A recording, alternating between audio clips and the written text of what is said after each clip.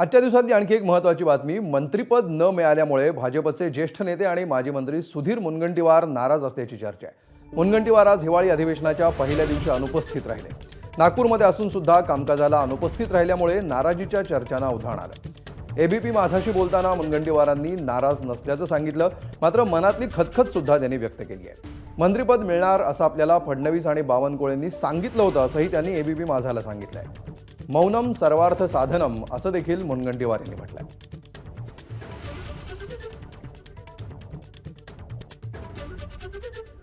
पण मी नाराज नाहीये।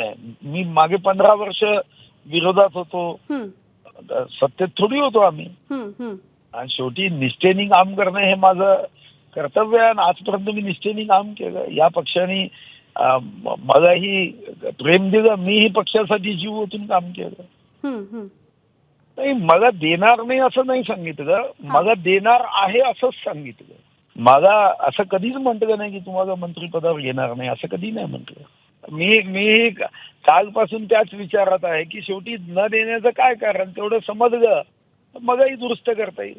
आणि मला स्वर्गीय प्रमोद महाजनांचं वाक्य खूप आवडायचं की पावगा पावगावर मनाविरुद्ध घडत असतानाही जो काम पुढे नेतो तोच खरा कार्यकर्ता। मी ते वाक्य आयुष्यभर जपून ठेवलं आहे।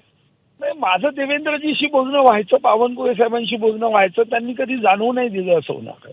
नाही, मला सांगण्यात आलं होतं नाव पाठवलं आहे म्हणून, नाही तर मला दोन्ही नेत्यांनी सांगितलं होतं ना, दोन्ही नेत्यांनी सांगितलं, त्यामुळे प्रश्नच उपस्थित होत नाही। राजकीय दिशा काय, जीना यहा मरना यहा।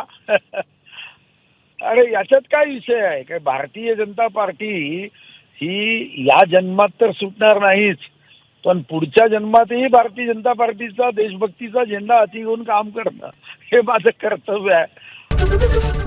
एबीपी माझा, उघडा डोळे बघा नीट।